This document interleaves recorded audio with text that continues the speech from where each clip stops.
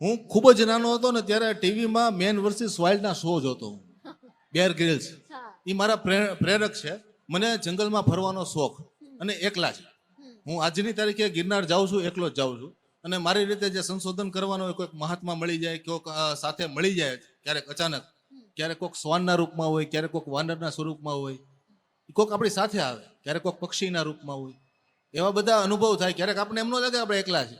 દત્ત મહારાજ કોઈ બી સ્વરૂપે આપણી હારે હોય, ગોરક્ષનાથજી કોઈ બી સ્વરૂપે હારે હોય. અને એ રીતે એક છે ને, જંગલમાં જ્યારે તમે એકલા ફરતા હોય ને ત્યારે તમે જંગલ તો માણો જ છો, પણ તમે અંદર પણ માણો છો. તમે શું છો? તમે આ કહેવાય કે જ્યારે એકલા રહ્યો ને, રૂમમાં રહ્યો ને એકલા, એટલે તમને મૂંઝારો થાય. પણ પ્રકૃતિની વચ્ચે તમે જ્યારે હોય ને ત્યારે તમને પ્રકૃતિ અને તમારું શું કનેક્શન છે ને એ તમને બતાડે. તમે શું છો? તમે આધ્યાત્મિક લેવલે તો ઠીક છે, પણ તમે વ્યક્તિ, તમારો જન્મ શું કામ થયો છે એ તમે જ્યારે એકલા બેઠા હોય ને ત્યારે તમને થાય. ત્યારે મને એમ થયું કે ગિરનારી મહારાજે મને પ્રેરિત કર્યો કે તમે, હું તો યાત્રા મારી ચાલુ જ હતી, પણ એકવાર ગિરનારની છેલ્લી ટૂંક એટલે કે મહાકાલી ખપ્પર, ઘણા લોકોએ નામ સાંભળ્યું હોય છે.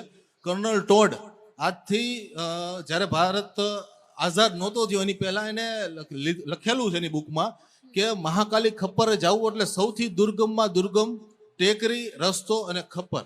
અહીંયા ગુફા છે, ઉપર આખી શિલા છે, અહીંયાનો આખો અદ્ભુત અનુભવ છે. જ્યારે હું ફર્સ્ટ ટાઈમ ગયો ને ત્યારે મને એમ થયું કે આ વસ્તુને મારે રેકોર્ડ કરવી જોઈએ. ત્યારે મેં એ વસ્તુને રેકોર્ડ કરીને પછી એમ થયું કે આને હું સાચવીશ ક્યાં?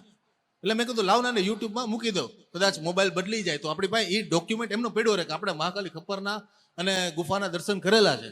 એ રીતે શરૂઆત થઈ, મેં પોસ્ટ કર્યો અને એનો બહુ સારો રિસ્પોન્સ આવ્યો. એટલે મને થયું કે ગિરનારના જો આવી રીતે દર્શન લોકોને કરવા હોય તો આપણે બધી જગ્યાના દર્શન કરાવીએ, બધા મહાત્માઓના દર્શન કરાવીએ. અને ત્યારના સમયમાં સોશિયલ મીડિયા ઉપર ગિરનારનું એવું બધું નહોતું. હા, લોકો જાય, જૂની ફિલ્મ બનેલી છે, ઘણા શિવરાત્રિના ડોક્યુમેન્ટ્સ બનેલા છે, પણ એવું કોઈ એવું નહોતું કે આમ જમીન ઉપર રહીને, હાવ તળિયા ઉપર રહીને, જે કહેવાય ને કે ઇનસાઇડ ધ જંગલ કામ કરતું હોય ને એવું કોઈ નહોતું. એટલે મેં કીધું આ કામ મેં કીધું કોઈ કરતું નથી ને આપણે કરવું છે.